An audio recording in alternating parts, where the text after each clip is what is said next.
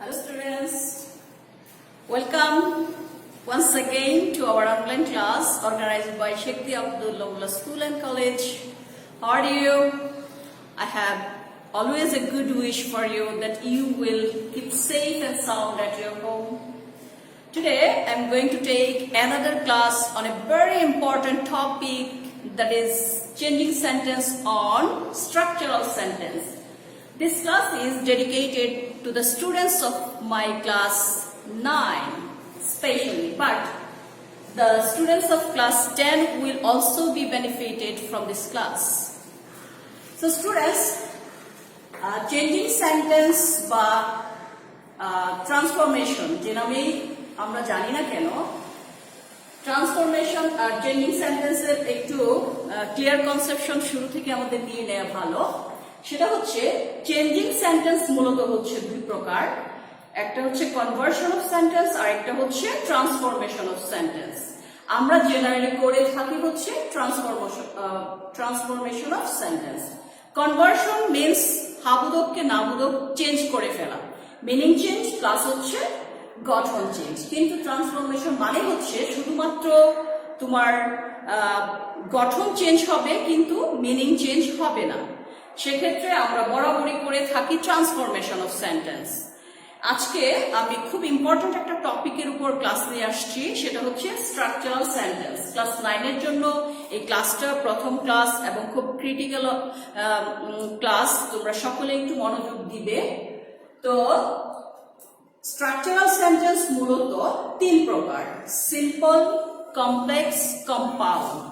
এই simple, complex, compound করতে গেলে প্রথমেই তোমাদেরকে যে ব্যাপারটা জানতে হবে সেটা হচ্ছে ক্লজ। What is clause?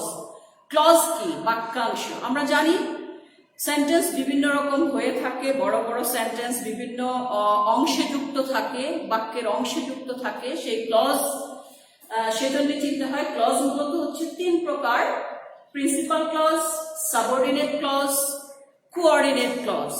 এই ক্লজগুলো আমাদের চিনতে হয়। তো তিনটা ক্লজ তিন রকম সেন্টেন্সের মধ্যে আমরা ক্লিয়ার করে খুঁজে পাই। যেমন সিম্পল সেন্টেন্সে জেনারেলি কি হয়, সাবজেক্ট থাকে, ভার্ব থাকে এবং অতিরিক্ত কিছু অংশ যুক্ত থাকে। তো সেটা প্রিন্সিপাল ক্লজটা সিম্পল সেন্টেন্সকে ইন্ডিকেট করে জেনারেলি। আর সাবঅর্ডিনেট ক্লজ দিয়ে আমরা কমপ্লেক্স সেন্টেন্সকে চিনতে পারি। কোঅর্ডিনেট কনজাংশন বা কোঅর্ডিনেট ক্লজ দিয়ে আমরা কম্পাউন্ড সেন্টেন্সটাকে আইডেন্টিফাই করতে পারি। এখন আমরা সাধারণ জ্ঞানটা নিয়ে নিলাম ক্লজে। এখন আমরা যদি সেন্টেন্সের সংজ্ঞাগুলোকে ভালো করে জেনে নেই, সিম্পল, কমপ্লেক্স, কম্পাউন্ড, তাহলে আমরা হয়তো আরো বেটার বুঝতে পারবো। তো এখানে আমি তোমাদের জন্য একটা চার্ট তৈরি করেছি সিম্পল, কমপ্লেক্স, কম্পাউন্ডের উপরে।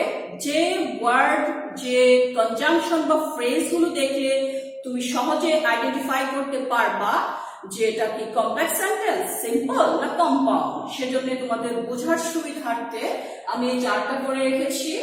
তোমরা একটু খেয়াল করবে মনোযোগ দিয়ে।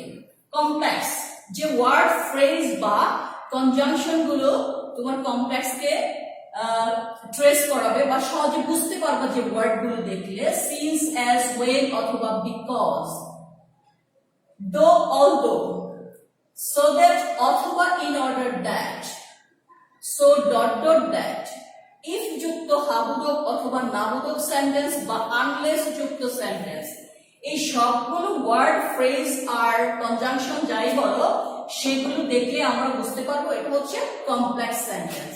And then simple sentence identified কিছু ওয়ার্ড বা ফ্রেজ রয়েছে এখানে, তোমরা সেটা ফোকাস করো। পার্টিসিপল, বিং, হ্যাভিং, যে মূল শব্দগুলো দেখলে আমরা সেন্টেন্সটাকে চিনতে পারি সেগুলোই শুধু এখানে আমি চার্ট আকারে নিয়েছি। ইন স্পাইট অফ অথবা ডেসপাইট, টু অথবা in order to, to dot dot to, by plus gerund, without plus gerund. And last of all compound sentence কিভাবে তোমরা আইডেন্টিফাই করবে?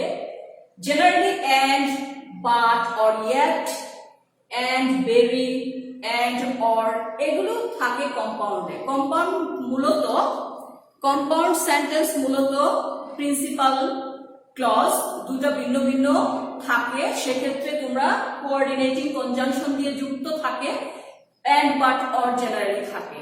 তো আমরা নেক্সট একটু দেখব প্রত্যেকটা গ্রামার রোল অনুযায়ী।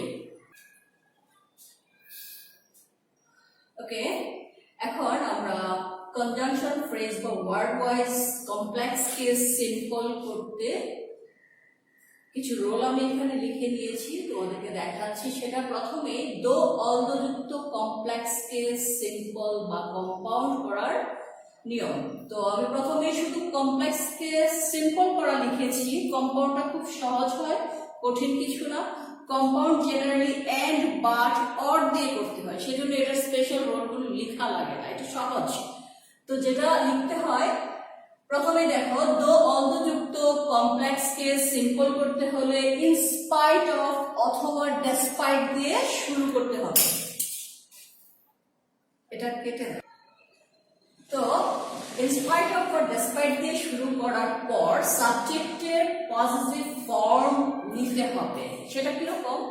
হি থাকলে হিজ, শি থাকলে হার, আই থাকলে মাই, দে থাকলে দেয়ার, উই থাকলে আওয়ার। তারপর যেটা করতে হবে ভার্বের পরিবর্তন। ভার্ব যদি মূল ভার্ব থাকে তাহলে পার্টিসিপল করব, সেটা অবশ্যই প্রেজেন্ট পার্টিসিপল, দ্যাট মিন্স মূল ভার্বের প্রেজেন্ট ফর্মের সঙ্গে আইএনজি। তারপর যদি auxiliary am, is, are, was, were থাকে তার পরিবর্তে আমরা বিং নেব। আর যদি হ্যাভ, হ্যাজ, হ্যাড থাকে তাহলে তার পরিবর্তে হ্যাভিং নেব। তারপর বাকি অংশ লিখে দিব, there is no complexity. Okay, let's see some example here. Though we take utmost care, we can't avoid that. এখানে though although পরিবর্তে in spite of নিয়েছি, we এর পজিটিভ আমরা our নিয়েছি এবং verb present tense আছে, আমরা participle করে ফেলবো, take এর participle taking, utmost care, we can't avoid that. Compound করতে গেলে খুব সহজ, বলেছিলাম আগে, এখানে তেমন কোনো পরিবর্তন করা লাগে না। সেক্ষেত্রে তুমি দো অলদো উঠিয়ে শুধুমাত্র কমার পরিবর্তে বাট দিয়ে দিবা, আর কিছু লাগবে না, সেন্টেন্স বাকি সব ঠিক থাকবে। সেজন্য আমি রোল আকারে এটাকে লিখিনি, we take outmost care but we can't avoid that. Okay fine, তোমরা সবসময় সিম্পল কে কমপ্লেক্স, কমপ্লেক্স কে কম্পাউন্ড যাই করো না কেন সেন্টেন্সের মিনিংটা একই রকম থাকবে, এটা শিওর হবা। যেটাতে পরিবর্তন করবা তুমি মিনিং চেঞ্জ হচ্ছে না বলে কনফার্ম করে নিবা। একটু আমরা যদি অর্থটা দেখি খেয়াল করো, যদিও আমরা খুব যত্ন নিচ্ছি কিন্তু আমরা ড্যাটকে অ্যাভয়েড করতে পারছি না। তো আমাদের আউটমোস্ট কেয়ার নেওয়া সত্ত্বেও আমরা ড্যাট অ্যাভয়েড করতে পারছি না, এটা হচ্ছে সিম্পল। আমরা আউটমোস্ট কেয়ার নিচ্ছি কিন্তু আমরা ড্যাট অ্যাভয়েড করতে পারছি না, দ্যাট মিন্স আমাদের তিনটা কমপ্লেক্স সিম্পল কম্পাউন্ডে মিনিং কিন্তু একই রয়ে গেল। Okay fine, let's come to the next rule, that is since, as, when বা বিকজ যুক্ত কমপ্লেক্স কে সিম্পল করতে হলে আমরা কিভাবে করব। এখানে আমরা জানি কমপ্লেক্স জেনারেলি দুইটা ক্লজ থাকে, প্রিন্সিপাল ক্লজ এবং সাবঅর্ডিনেট ক্লজ। তোমরা জানো এই দুইটা ক্লজের যদি সাবজেক্ট একই রকম হয় তাহলে সাবজেক্ট প্রথমটা উঠে যাবে, আমরা ভার্ব থেকে সিম্পল শুরু করব। সেটা কিভাবে? since, as, when বা বিকজ যুক্ত কমপ্লেক্স কে সিম্পল করতে হলে যদি দুটি ক্লজের সাবজেক্ট এক হয় তবে ভার্বের পরিবর্তে পার্টিসিপল বিং বা হ্যাভিং, আমি কিন্তু এর আগে তোমাদেরকে বলে দিয়েছি কেন পার্টিসিপল হবে। ওকে, দেন ভার্বের পরিবর্তন করার পর আমরা সিম্পল ভার্বের পরিবর্তনটা দিয়ে ভার্ব দিয়ে, দ্যাট মিন্স ভার্ব দিয়ে আমরা সিম্পল শুরু করব যদি দুটি ক্লজের সাবজেক্ট এক থাকে। তারপর বাকিটুকু আমরা যদি সেন্টেন্সের শুরুটাতে নাউন থাকে তাহলে দ্বিতীয় ক্লজ, প্রথম তো আমরা সাবজেক্ট উঠিয়ে দিব, সে কারণে দ্বিতীয় ক্লজে যে এই প্রোনাউনটা থাকবে সেটা উঠিয়ে আমরা নাউনটাকে সেখানে নিয়ে যাব। কিরকম সেটা এক্সাম্পল দেখলে আমরা ক্লিয়ার হতে পারবো। দেখি, when the thief saw Mohsin he cried, যখন মহসিনকে দেখলো, কে দেখলো? চোর, সে চিৎকার করে উঠলো। এটা কে? নিটা কে? চোর। তো সাবজেক্ট দুটা একরকম। এক্ষেত্রে আমরা যেহেতু আমার সাবজেক্ট এক বলেছি, শুরু থেকে সাবজেক্ট পর্যন্ত উঠে যাবে, ভার্ব থেকে আমার সিম্পল শুরু হবে। সো আছে এখানে পার্টিসিপল করলে Singh, Singh Mohsin the thief cried. এক্ষেত্রে কম্পাউন্ড করতে গেলে খুবই সহজ, কঠিন কিছু না একদম। সিন্স অ্যাজ ওয়েন যুক্ত কমপ্লেক্স কে কম্পাউন্ড করতে হলে সিন্স অ্যাজ ওয়েন উঠে গিয়ে কমার পরিবর্তে এন্ড হবে, বাকি সেন্টেন্সের বাকি সবগুলো অংশ ঠিক থাকবে। যেমন the thief saw Mohsin and he cried, that's all. এখানে যদি ভিন্ন সাবজেক্ট হয়, দুটি ক্লজের মধ্যে যদি ভিন্ন ভিন্ন সাবজেক্ট থাকে, সেক্ষেত্রে বলেছি যে সাবজেক্ট দুটা দুই জায়গায় ঠিক থাকবে, শুধু ভার্বের পরিবর্তনটা করতে হবে। যেমন as the shirt was very costly I could not buy it। এক্ষেত্রে দেখতে পাচ্ছি শার্ট হচ্ছে একটা সাবজেক্ট, আই হচ্ছে আরেকটা সাবজেক্ট, এজন্য দুটো সাবজেক্ট আমার ঠিক থাকবে দুই জায়গায়, শুধু ভার্বের পরিবর্তনটা হবে। আর যেহেতু as হচ্ছে কমপ্লেক্স এর ম্যাটার, সেটা আমরা সিম্পলে রাখতে পারবো না। যেমন the shirt being very costly, বিংটা কোথা থেকে আসলো? এই যে বলেছিলাম না, ভার্বের পরিবর্তন। am is or was থাকলে তার পরিবর্তে সিম্পলে being হয়। being very costly I could not buy it। দেখতে পাচ্ছ শুধু ভার্ব আর সাবজেক্টের ভার্ব সাবজেক্টের একটা ম্যাটার, আর তেমন কোনো কিছুই পরিবর্তিত হয় না। মিনিং গুলো খেয়াল রেখে রেখে তোমরা যদি পরিবর্তন করো, প্র্যাকটিস যদি করো, খুব ইজি হয়ে যাবে। তারপর কম্পাউন্ডে বলেছি শুধুই এন্ড দিবা, কোনো কিছু পরিবর্তন না, সিন্স এস ওয়েনটা উঠিয়ে দিয়ে কমাতে and. The shirt was very costly and I could not buy it. তোমরা প্র্যাকটিস করতে থাকো এক্সারসাইজ, তারপর সহজ হবে। তারপর নেক্সট রোলে যাচ্ছি। এবার সোদের যুক্ত কমপ্লেক্স কে সিম্পল বা কম্পাউন্ড। সোদের যুক্ত কমপ্লেক্স কে সিম্পল করতে হলে সো থেকে ক্যান বা কুড পর্যন্ত উঠে গিয়ে টু বসবে, ইনফিনিটিভের টু বসবে, প্লাস সেন্টেন্সের বাকি সব ঠিক থাকবে, শুধু পরিবর্তনটা বললাম। তোমরা খেয়াল করো I went to Dhaka so that I could meet my friends। এখানে I went to Dhaka so that, so থেকে ক্যান বা কুড পর্যন্ত উঠে গিয়ে শুধু পরিবর্তন করে টু দিয়েছি, আর কোনো পরিবর্তন করিনি। I went to Dhaka to meet my friends। So থেকে কুড বা ক্যান যা আছে সে পর্যন্ত উঠে যাবে এবং সিম্পল টুটা বসে যাবে। এক্ষেত্রে তোমাদের খেয়াল রাখতে হবে, এরকম সিম্পলে যদি টু যুক্ত থাকে সিম্পল সেন্টেন্স, এই টাইপ অফ সেন্টেন্সকে আমরা কিভাবে আবার কমপ্লেক্স করব, সেক্ষেত্রে খেয়াল করতে হবে যে টু এর পর মূল ভার্ব থাকবে, দ্যাট মিন্স ইনফিনিটিভ টু থাকবে, সেটাকে তোমার কমপ্লেক্স করতে হলে ওই টু এর পরিবর্তে সো দ্যাট, সাবজেক্ট, ক্যান বা কুড ইউজ করে আমাকে কমপ্লেক্স করতে হবে, সেন্টেন্সের বাকি সব ঠিক থাকবে। এবার কম্পাউন্ড করতে হলে I went to Dhaka and I met my friends। এখানে একটা ব্যাপার আছে, এই কম্পাউন্ড করতে গেলে তোমাদের মিনিংটাকে খুব যত্ন করে খেয়াল করতে হবে। সেটা হচ্ছে অনেক সময় ওয়ান্ট বা ওয়ান্টেড দিয়েও করা যায়। যেমন এটাকে আমি করতে পারতাম, আমি ঢাকায় গিয়েছি আমার বন্ধুদের সঙ্গে মিট করতে। কেন গিয়েছি? একটা কারণ ছিল, I wanted to meet my friends and so I went to Dhaka। এটা হতে পারতো। অথবা এভাবে করতে গেলে এন্ড এর পর ভার্বটাকে আমার পরিবর্তন করতে হবে প্রথম ক্লজে ভার্ব অনুযায়ী। যদি প্রথম ক্লজে পাস্ট টেন্স থাকে, সে অনুযায়ী আমাকে ভার্বটাকেও পাস্ট টেন্সে করে ফেলতে হবে। যদিও এখানে তুমি দেখতে পাচ্ছ টু এর পর কিন্তু প্রেজেন্ট ফর্ম, কিন্তু সেন্টেন্সের মিনিং ক্লিয়ার করার জন্য আমরা ক্লজ অনুযায়ী ভার্ব ইউজ করব। ওকে, এবার সো ডট ডট দ্যাট যুক্ত কমপ্লেক্স কে সিম্পল করতে হলে সো এর পরিবর্তে, জাস্ট খেয়াল করো, সো এর পরিবর্তে টু বসবে। সো এর পরিবর্তে টু, উচ্চারণের একটু ডিফারেন্স করতে হয়। এবং দ্যাট থেকে ক্যানট অথবা কুডন্ট পর্যন্ত উঠে গিয়ে টু, ছোট্ট টু বসবে এবং সেন্টেন্সের বাকি সব ঠিক থাকবে। এক্ষেত্রে এক্সাম্পলটা, the lady was so tired that she could not walk.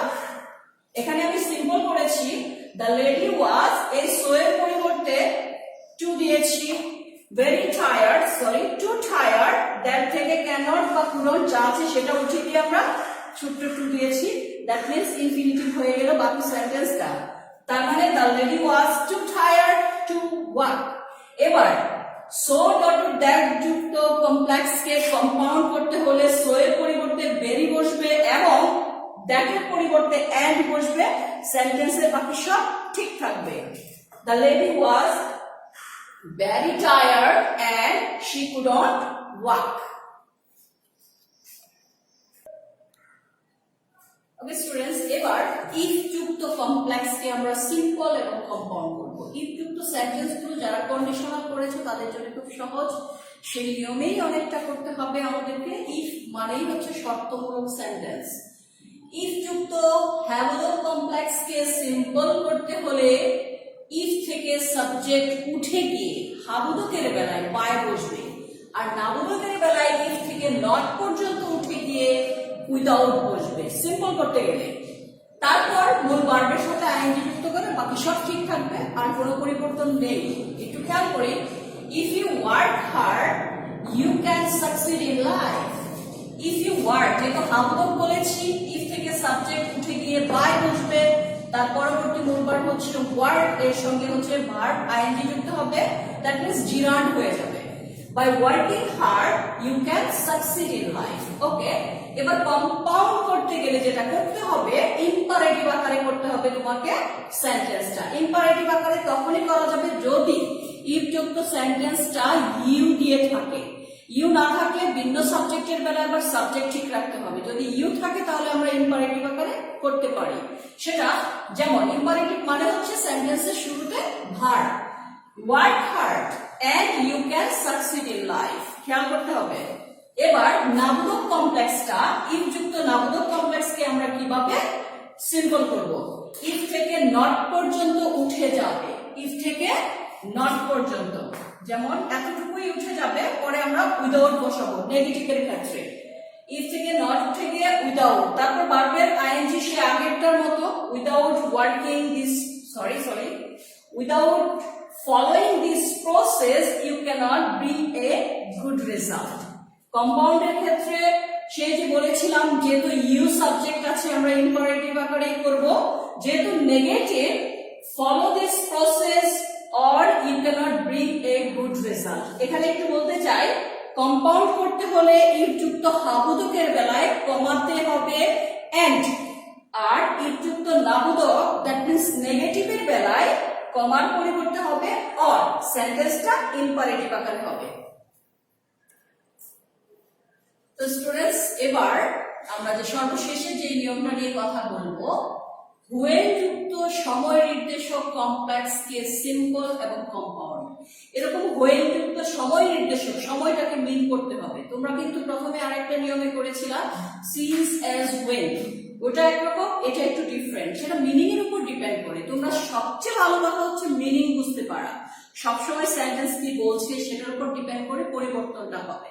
যদি সময় নির্দেশক কমপ্লেক্স কে মানে হোয়েন যুক্ত থাকে, তখন সময়টা যদি স্বল্প সময় বোঝায় তাহলে হোয়েন থেকে ভার্ব পর্যন্ত উঠে গিয়ে এট বা ইন বসাবা, সেন্টেন্সের বাকি সব ঠিক থাকবে। তারপর যদি ঋতু বোঝায় সেক্ষেত্রে সেই হোয়েন থেকে সাবজেক্ট পর্যন্ত উঠে গিয়ে ইন অথবা ডিউরিং বসাবা। তারপর বয়স বোঝালে এট দ্য এজ অফ, দীর্ঘ সময়ের বেলায় এট দ্য টাইম অফ, দীর্ঘ সময়ের বেলা এট দ্য টাইম অফ বসবে, প্লাস সেন্টেন্সের বাকি সব ঠিক থাকবে। যেমন when it was daylight I was half awakened by the sound, দিনের একটা সময়কে মিন করেছে, এজন্য এখানে আমি at ইউজ করেছি। কতটুকু উঠিয়ে দিলাম, when it was, when থেকে ভার্ব পর্যন্ত উঠে গিয়ে at, বাকি সব ঠিক রইল। তারপর কম্পাউন্ডের বেলায় তেমন কিছুই না, শুধু when উঠে গিয়ে কমার পরিবর্তে and বসে যাবে, কমার পরিবর্তে and। It was daylight and I was half awakened by the sound। এবার when it is spring, এটা একটা ঋতু, তাহলে শুরু থেকে আমরা ভার্ব পর্যন্ত উঠে দিয়ে in অথবা during বসাবো। In spring the cuckoo sings, কোনো পরিবর্তন হবে না। It is spring and the cuckoo sings, compound সবসময় সহজ। তারপর when I was 12, বয়সের কথা বলা হয়েছে, আমার যখন 12 বছর, I left my village. এক্ষেত্রে at the age of 12 I left my village. দেখো when I was eating দীর্ঘ সময়কে কিভাবে মিন করবে সেটা বুঝতে পারা যাবে কন্টিনিউয়াস টেন্স। কোনো কিছু দীর্ঘ সময় ধরে করছে বোঝালে দীর্ঘ সময়। সেক্ষেত্রে at the time of, when I was eating it started to rain. At the time of eating, অথবা at the time of my eating it started to rain. I was eating and it started to rain. So students, এই simple complex কম্পাউন্ডকে শুধু আমি একটা ধারাবাহিকতায় দেখিয়েছি, সেটা হচ্ছে কমপ্লেক্সকে কিভাবে সিম্পল এবং কম্পাউন্ড করতে হবে। তোমরা কমপ্লেক্সকে সিম্পল কম্পাউন্ড করা যদি শিখে যাও ভালো করে, তখন এগুলো কিভাবে আবার কম্পাউন্ডকে কমপ্লেক্স করতে হবে বা সিম্পলকে কিভাবে আমার কমপ্লেক্স করতে হবে, এগুলো তো মূলত ভাইস ভার্সা তোমরা জানো। সেই পরিবর্তনগুলো তোমাদের জন্য সহজ হয়ে যাবে। কমপ্লেক্স থেকে একটা ধারাবাহিকতা আমি দেখিয়ে দিলাম, তোমরা প্র্যাকটিস করতে থাকো। নেক্সট যখন আমাদের মিট হবে, আরো বিশদ আলোচনা হবে, সেখানে আশা করি তোমরা ভালো বুঝতে পারবা। সবাই ভালো থাকো, সি ইউ, আল্লাহ হাফেজ।